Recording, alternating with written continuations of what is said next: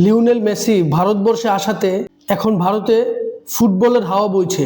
এর মাঝেই ভারত বনাম সাউথ আফ্রিকার 3 ম্যাচ টি-20 সিরিজের সর্বশেষ সিরিজ নির্ধারণী ম্যাচে ধর্মশালায় ভারত বনাম সাউথ আফ্রিকা মাঠে নেমেছে। যদিও ভারতীয় বোলারদের সামনে সাউথ আফ্রিকান ব্যাটাররা খুবই বাজে ক্রিকেট খেলেছে। এই ম্যাচ জেতার পিছনে সমস্ত ক্রেডিট ভারতীয় বোলারদের। আজকের এই ম্যাচে ধর্মশালায় টস জিতে ভারতীয় দল ফিল্ডিং এর সিদ্ধান্ত নেয়। যদিও লাস্ট ম্যাচে ভারতীয় দল ফিল্ডিং করেই তারা ম্যাচ হেরেছিল, বাট আজকে মনে হচ্ছে ভারত ভালো সিদ্ধান্ত নিয়েছে। শুরুতেই আর্শদীপ সিং এবং হর্ষিত রানার দুর্দান্ত বোলিংয়ে মাত্র 7 রানে south African top order out হয়ে যায়। তবে সাউথ আফ্রিকান ক্যাপ্টেন আইডেন মার্করাম এবং ফেরেরা মোটামুটি দলের জন্য কন্ট্রিবিউট করে। তবে হার্দিক পান্ডিয়া, শিবম দুবে, কুলদীপ যাদব এবং বরুণ চক্রবর্তীদের সামনে south African middle order, lower order খুব বেশি বড় রান করতে পারেনি। তবে সাউথ আফ্রিকান ক্যাপ্টেন দলের হয়ে সর্বোচ্চ রান করেন। 46 বলে 61 রানের দুর্দান্ত ইনিংস খেলেন।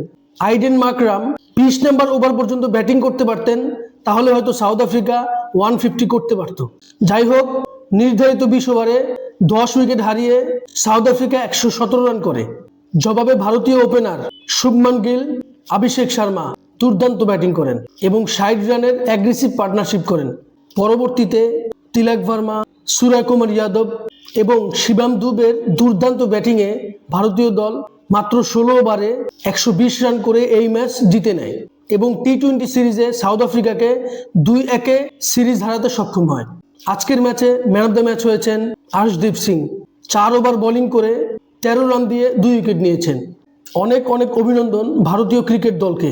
সব মিলিয়ে ভারতীয় দল সাউথ আফ্রিকার সাথে টেস্ট সিরিজ বাজেভাবে হারার পরে সবাই ধরে নিয়েছিল হোয়াইট বলে ভারত সাউথ আফ্রিকাকে কঠিন জবাব দিবে।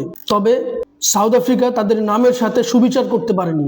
ওডিআইতে এবং টি-20তে উভয় ফাইনাল ম্যাচে তারা খুব বাজে পারফরমেন্স করেছে, যার ফলে হোয়াইট বলে ওডিআই এবং টি-20 সিরিজ সাউথ আফ্রিকা হেরেছে। 2026 টি-20 ওয়ার্ল্ড কাপকে সামনে রেখে এই সিরিজটি ছিল অনেক বেশি গুরুত্বপূর্ণ।